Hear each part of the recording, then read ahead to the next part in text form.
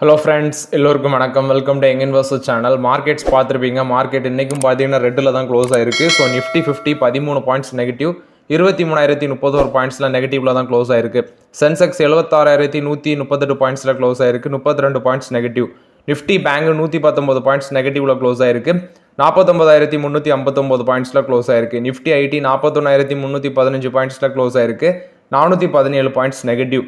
எஃப்ஐஎஸ்டிஎஸ் data எடுத்து பார்க்கும்போது FIs 2,789 கோடிக்கு நெட் செல்லஸாக இருந்திருக்காங்க. டிஎஸ் 2,934 கோடிக்கு நெட் பயஸாக இருந்திருக்காங்க. இது எஃப்ஐஎஸ்டிஎஸ் டேட்டா. நெக்ஸ்ட் நீ பார்த்தீங்கன்னா நம்மளோட பிரைம் மினிஸ்டர் வந்து ஃப்ரான்ஸுக்கு வந்து விசிட் பண்ணியிருந்தாங்க. அதை தொடர்ந்து பார்த்தீங்கன்னா இப்போ யூஎஸ்க்கு வந்து விசிட் பண்ணியிருக்கிறாங்க. ஸோ யூஎஸில் பார்த்தீங்கன்னா டொனால்ட் ட்ரம்ப் பவருக்கு வந்ததுக்கப்புறம் ஃபஸ்ட்டு விசிட் இது. ஸோ வாஷிங்டன் டிசியில் வந்து ஃபஸ்ட் டொனால்ட் ட்ரம்ப்பை மீட் பண்ணுறாங்க. அதுக்கு அடுத்தபடியாட்டு எலன் மஸ்க் மீட் பண்ணுறாங்க. ஸோ எலன் மஸ்க் மீட் பண்ணுறது சம்மந்தமாட்டு நீ பார்த்தீங்கன்னா இந்த ஸ்டார்லிங்க்கு அது சம்மந்தமான பிஸ்னஸ் அப்டேட்டை அவங்கக்கிட்ட டிஸ்கஸ் பண்ணுவாங்க. அதுபோக வந்து பார்த்தீங்கன்னா விவேக் ராமசாமி அவங்களே மீட் பண்ணுறாங்க அப்படின்னு சொல்லியிருக்காங்க. ஸோ மேபி ஒரு நல்ல அப்டேட் நம்ம மார்க்கெட்டுக்கு கிடைக்குதா அந்த மீட்டிங்ஸுக்கு அப்புறம்னு சொல்லி பொறுத்திருந்தான் பார்க்கணும். ஸோ இந்த மீட்டிங்ஸில் நம்மளோட இந்தியன் எக்கனாமி ப்ளஸ் வந்து இந்தியன் மார்க்கெட்டுக்கு ஏற்ற ஒரு நியூஸ் வரும்னு நான் எக்ஸ்பெக்ட் பண்ணுறேன். ஸோ வெயிட் பண்ணி பார்க்கலாம் என்ன அப்டேட்ஸ் வருது அப்படின்னு சொல்லி. ஃபஸ்ட்டு பார்த்தீங்கன்னா மணப்புரம் ஃபினான்ஸோட ரிசல்ட்ஸ் வந்துருக்குது. ஸோ இந்த Q3 அவங்களோட ப்ராஃபிட் வந்து 5.8% இன்க்ரீஸ் ஆயிருக்குன்னு சொல்லியிருக்காங்க. 453 கோடியாக இருக்குது. நெட் இன்ட்ரெஸ்ட் இன்கம் 13.7% க்ரோத் ஆயிருக்கு, 1,160 கோடியாக இருக்குது. ஸோ ஓலாட்டு ப்ராஃபிட் 6% இன்க்ரீஸ் ஆயிருக்குன்னு சொல்லியிருக்காங்க. நெட் இன்ட்ரெஸ்ட் இன்கம் வந்து பார்த்தீங்கன்னா ஒரு ஹெல்த்தியர் க்ரோத் தான் காமிச்சிருக்குது. ஸோ இது வந்து பார்த்தீங்கன்னா அவங்களோட இன்ட்ரெஸ்ட் ஸ்பெண்ட்ஸ் நெக்ஸ்ட் வந்து லெண்டிங் ஆக்டிவிட்டி ஸ்ட்ராங்காக இருந்ததுனால இதை பண்ண முடிஞ்சுன்னு சொல்கிறாங்க. $2 பில்லியன் வரைக்கும் குளோபல் மீடியம் டேம் நோட்ஸ் மூலமாட்டு ஃபண்ட் ரைஸ் பண்ண ஐடியாவில் இருக்கிறாங்க மணப்புரம் ஃபினான்ஸு. அது போக டிவிடெண்டும் கொடுக்குறாங்க, ஒரு ஷேருக்கு டிவிடெண்ட் கொடுக்குறாங்க. டிவிடெண்டுக்கான ரெக்கார்ட் டேட் February 21 அந்த டிவிடெண்டுக்கான பேமெண்ட் டேட் March 14 அப்படின்னு சொல்லி மென்ஷன் பண்ணியிருக்காங்க. இதில் என்ன ஒன்று கவனிக்க வேண்டியதுன்னா மணப்புரம் ஃபினான்ஸோட பேட் லோன் அண்ட் ப்ரொவிஷன் மணப்புரத்தோட மைக்ரோ ஃபினான்ஸ் யூனிட்டில் 473 கோடியாக இருக்குதுன்னு சொல்கிறாங்க, 4 மடங்கு அதிகரிச்சிருக்கு. அதுபோக ப்ரொவிஷன் டோட்டல் கம்பெனி ப்ரொவிஷன் 555 கோடியாக இருக்குன்னு சொல்லியிருக்காங்க மணப்புரம் ஃபினான்ஸில். ஸோ இதுக்கு சிஎல்எஸ்ஏ வந்து பார்த்தீங்கன்னா பைக்கால் கொடுக்குறாங்க. இந்த ஷேரோட ப்ரைஸ் வந்து 225 rupees வரைக்கும் போகும் அப்படின்னு சொல்லி மணப்புரம் ஃபினான்ஸுக்கு அப்டேட் கொடுக்குறாங்க. மைக்ரோ ஃபினான்ஸ் பிஸ்னஸில் ரெவன்யூ வந்து 5% அடி வாங்கியிருக்கு, 665 கோடியாக இருக்குது இந்த குவார்ட்டர்லன்னு சொல்லியிருக்காங்க. ஸோ மைக்ரோ ஃபினான்ஸ் யூனிட் வந்து கொஞ்சம் ப்ரெஷரில் இருக்குது, பட் மற்ற செக்மெண்ட் கொஞ்சம் டெவலப் ஆகிருக்கு அப்படிங்கிற மாதிரி தெரியுது ரிசல்ட்ஸு. ஸ்டாக் ப்ரைஸ் லாஸ்ட் மார்க்கெட்டில் 194 ரூபாய் க்ளோஸ் ஆச்சு, 7 times தான் ஏர்னிங்ஸ் இருக்குது. பட் இதில் இப்போதைக்கு வெயிட் பண்ணுறது தான் பெட்டருங்கிறது என்னோட கருத்து. மேபி இந்த ரிசல்ட்ஸை மார்க்கெட் அக்செப்ட் பண்ணலையான்னு நாளைக்கு பார்க்கலாம். ஸோ $1 டிவிடெண்ட் கொடுக்குறாங்க. இப்போதைக்கு மணப்புரம் ஃபினான்ஸில் வெயிட் பண்ணுறது தான் பெட்டருங்கிறது என்னோட கருத்து. நெக்ஸ்ட் பார்த்தீங்கன்னா பவர் ஃபினான்ஸ் கார்பரேஷன். இந்த ஸ்டாக் வந்து நல்லா முன்னாடியே பார்த்தீங்கன்னா ஆப்பர்ச்சுனிட்டி யூஸ் பண்ணது. எப்போ இருந்தே யூஸ் பண்ணுறேன்னா இந்த பார்லிமெண்ட் எலெக்ஷன் ரிசல்ட்ஸ்லேருந்து இந்த பவர் ஃபினான்ஸ் கார்பரேஷனும் REC லிமிட்டோட யூஸ் பண்ணிட்டு இருக்கிறேன். ஸோ பவர் ஃபினான்ஸ் கார்பரேஷனோட ஸ்டாக் ப்ரைஸ் வந்து 384 ரூபாய் க்ளோஸ் ஆயிருக்கு. இன்னைக்கு ஒரு நல்ல ரிசல்ட்ஸாக நேற்று போஸ்ட் பண்ணியிருந்தாங்க. ஸோ இதுக்கு வந்து பார்த்தீங்கன்னா அனாலிஸ்ட் ப்ரொஜெக்ட் பண்ணுறது இந்த ஸ்டாக் வந்து ஒரு 75% வரைக்கும் அப்சைட் போகும், 660 வரைக்கும் போக வாய்ப்புகள் இருக்குன்னு சொல்லியிருக்காங்க. இவங்க மென்ஷன் பண்ணுறது அசட் குவாலிட்டி உங்களுக்கு ஸ்டேபிளாக இருக்குது, விச் மீன்ஸ் 2.68% இருக்குது சீக்வென்ஷியல் பேசிஸில். மேக்யூரி சொல்கிறது இவங்களுக்கு அவுட் பெர்ஃபார்மிங் ரேட் கொடுக்குறாங்க. ஸோ டார்கெட் ப்ரைஸ் பார்க்கும்போது 660 வரைக்கும் போகும், 75% வரைக்கும் அப்சைட் போக சான்சஸ் இருக்குது அப்படின்னு சொல்கிறாங்க. பட் இது வந்து பார்த்தீங்கன்னா ஆல்ரெடி நான் வந்து நிறைய வாட்டி ஆப்பர்ச்சுனிட்டி யூஸ் பண்ணியிருக்கேன். ஸோ யூஸ் பண்ணவங்களுக்கு வந்து ஒரு நல்ல ஆப்பர்ச்சுனிட்டி கிடைக்கும்னு நினைக்கிறேன் லாங் டேர்மில். இதில் என்ன ஒன்றுனா ஸ்டில் இது வந்து பார்த்தீங்கன்னா 10 times கீழே தான் பி ரேஷியோ இருக்குது. ஒரு நல்ல ஆப்பர்ச்சுனிட்டி இப்போதைக்கு இருக்குது இந்த பவர் ஃபினான்ஸ் கார்பரேஷனில். ஸ்லோவாக யூஸ் பண்ணலாங்கிறது என்னோட கருத்து. நெக்ஸ்ட் டாடா ஸ்டீல் கொடுத்த அப்டேட்டு. டாடா ஸ்டீல் வந்து பார்த்தீங்கன்னா மார்க்கெட்டில் இந்த பாண்ட்ஸ் மூலமாட்டு ஒரு 3000 கோடி ஃபண்ட் ரைஸ் பண்ண போகிறாங்க அப்படின்னு சொல்லியிருக்காங்க. பாண்ட் இஷ்யூ மூலமாட்டு $345.6 million வந்து ஃபண்ட் ரைஸ் பண்ண இருக்கிறாங்க. இந்தியன் வேல்யூவில் பார்க்கும்போது அது 3000 கோடியாக இருக்குது. ஸோ வேரியஸ் டென்யூர் மூலமாட்டு வந்து பார்த்தீங்கன்னா மெர்கன் பேங்கர்ஸ் இன்வெஸ்டர்ஸ்ட்டை பேச்சுவார்த்தையில் இருக்கிறாங்கன்னு சொல்லியிருக்காங்க. இது வந்து டாடா ஸ்டீல் கொடுத்த அப்டேட்டு. டாடா ஸ்டீலோட ஸ்டாக் ப்ரைஸ் 130 ரூபா சம்திங்கில் இருக்குன்னு நினைக்கிறேன். ஸோ அது வந்து ஸ்டில் வந்து ஓவர் வேல்யூட தான் இருக்குது. நிறைய பேர் கேட்குறீங்க ப்ரோ இதில் ஆப்பர்ச்சுனிட்டியான்னு சொல்லி. ஸ்டில் அது வந்து கொஞ்சம் வேல்யூஷன் அதிகமாக இருக்குது. இப்போதைக்கு டாடா ஸ்டீலில் வெயிட் பண்ணுறது தான் பெட்டருங்கிறது என்னோட கருத்து. டாடா மோட்டர்ஸ் கொடுத்த அப்டேட்டு. ஸோ இவங்க இந்தியன் EV மார்க்கெட்டில் வந்து லீடராக இருக்கிறாங்க. ஸோ சார்ஜிங் பாயிண்ட்ஸ் வந்து நாங்கள் டபுள் பண்ண போகிறோம் நெக்ஸ்ட் 2 yearsல அப்படின்னு சொல்கிறாங்க. விச் மீன்ஸ் 2027க்குள்ளே 4 லட்சம் சார்ஜிங் பாயிண்ட்ஸ் நாங்கள் செட்டப் பண்ணிடுவோம் அப்படின்னு சொல்கிறாங்க. ஸோ 120 kW ஃபாஸ்ட் சார்ஜிங் கன் ஃபியூச்சரோட இதை செட்டப் பண்ணோன்னு சொல்லி டாடா மோட்டர்ஸ் தரப்புல வந்து சொல்கிறாங்க. டாடா பவரும் சாட்டிக் அப்படிங்கிற கம்பெனியுமே ஆல்ரெடி பார்ட்னர்ஷிப் வச்சிருக்காங்க. இவங்க வந்து பார்த்தீங்கன்னா மெகா சார்ஜர் நெட்வொர்க் அப்படிங்கிற பேசிஸில் நெக்ஸ்ட் 2 இயர்ஸில் 500 லொகேஷனில் 30,000 நியூ பப்ளிக் சார்ஜிங் பாயிண்ட்ஸ் வந்து அமைக்க இருக்கிறாங்க அப்படின்னு சொல்லியிருக்காங்க. ஸோ என்னோட ஃபோக்கஸ் வந்து பார்த்தீங்கன்னா டாடா மோட்டர்ஸில், இப்போ டாடா கம்பெனியில் டாடா மோட்டர்ஸ் ஒன்று, இன்னொன்று வந்து டாடா பவர். டாடா பவரில் எப்போ நம்மளோட ஃபோக்கஸ் வந்து உள்ள என்ட்ரி கொடுக்க மாதிரி இருக்கும்னா, டாடா பவர் வந்து வேல்யூஷன் ஒரு 20 கீழே வரும்போது நான் வந்து அந்த ஆப்பர்ச்சுனிட்டி யூஸ் பண்ணலாம் இருக்கிறேன். பட் இப்போ வந்து 28 டைம்ஸ் ஏர்னிங் சம்திங்கில் இருக்குன்னு நினைக்கிறேன்.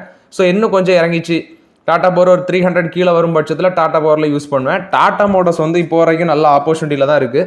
8 டைம்ஸ் தான் ஏர்னிங்ஸில் இருக்குது. 683 அன்னைக்கு க்ளோஸ் ஆயிருந்தாங்க. ஸோ இப்போதைக்கு டாடா குழுமத்தில் என்னோட ஃபோக்கஸ் ஃபுல்லாக வந்து டாடா பவர் அண்ட் டாடா மோட்டர்ஸில் தான் இருக்குது. நெக்ஸ்ட் பார்த்தீங்கன்னா காட்ஃப்ரே ஃபிலிப்ஸோட ரிசல்ட்ஸ் வந்திருக்கு. ப்ராஃபிட் 49% இன்க்ரீஸ் ஆயிருக்கு. 316 கோடி ப்ராஃபிட் பண்ணியிருக்காங்க. ரெவன்யூ ஃப்ரம் ஆப்ரேஷன் 1591 கோடியாக இருக்குது. 28% இன்க்ரீஸ் ஆயிருக்கு.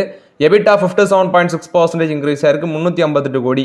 எபிட்டா மார்ஜின் 22.6% இருக்குன்னு சொல்லியிருக்காங்க. ஒரு நல்ல ரிசல்ட்ஸ் போஸ்ட் பண்ணியிருக்காங்க காத்ரேஜ் ஃபிலிப்ஸ்.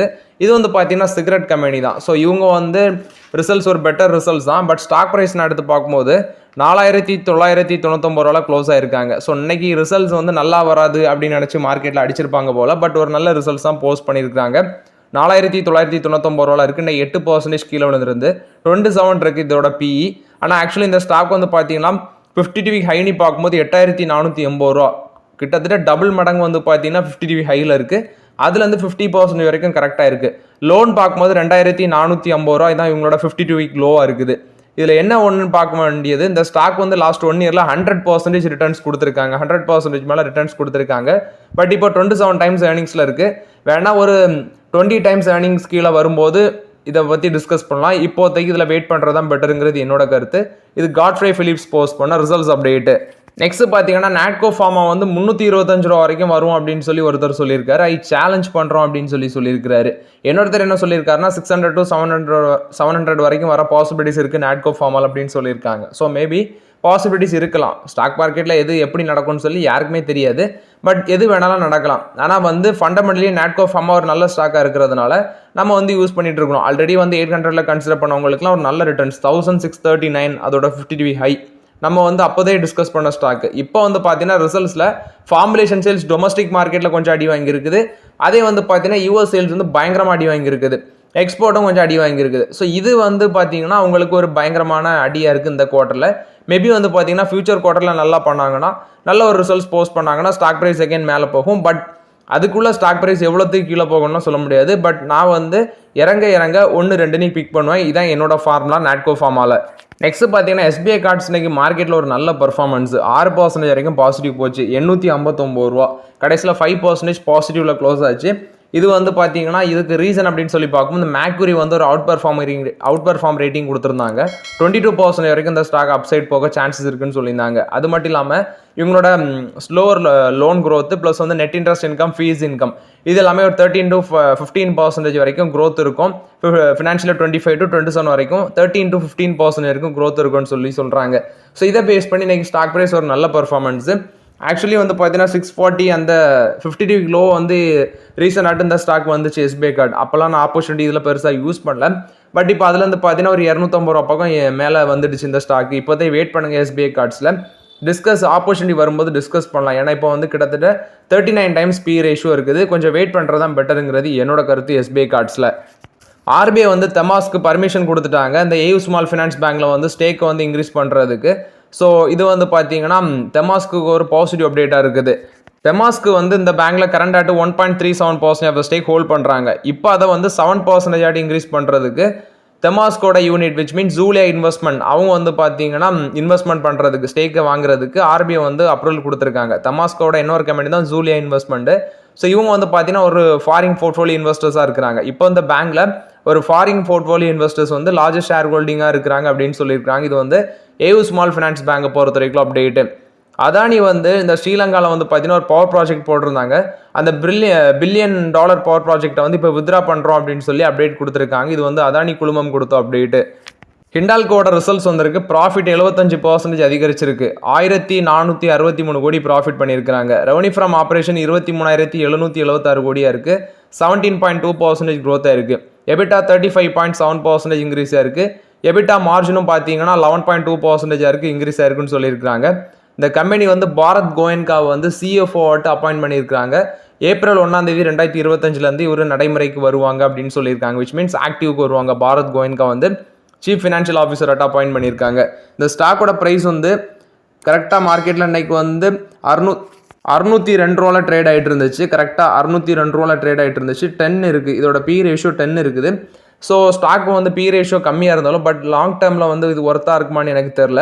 இதோட ரிட்டர்ன்ஸும் பார்க்கும்போது பெருசாக இல்லை. பட் நிறைய பேர் வச்சிருப்பீங்க, அவங்க வேணால் ஹோல்ட் பண்ணுங்கள். பட் இப்போதைக்கு இந்த ஸ்டாக்லாம் நான் அவாய்ட் தான் பண்ணுவேன். இது வந்து ஹிண்டால்கோ இண்டஸ்ட்ரீஸ் போஸ்ட் பண்ண results update.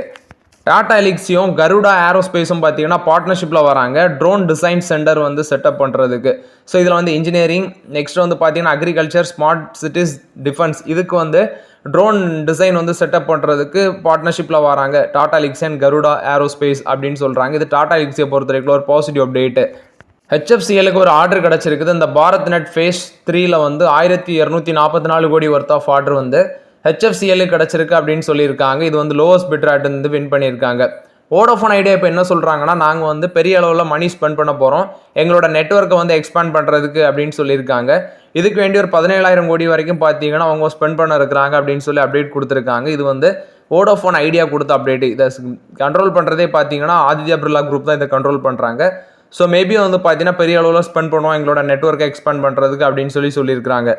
Okay friends, actually இந்த வீடியோவில் சில இம்பார்ட்டன்ட் அப்டேட்ஸ் எல்லாமே டிஸ்கஸ் பண்ணோம். இந்த வீடியோ உங்களுக்கு பயனுள்ளதாக இருக்குன்னு நினைக்கிறேன். பயனுள்ளதாக இருந்துச்சுன்னா லைக் பண்ணுங்கள், சப்ஸ்கிரைப் பண்ணுங்கள், கமெண்ட் பண்ணுங்கள். Okay friends, thank you.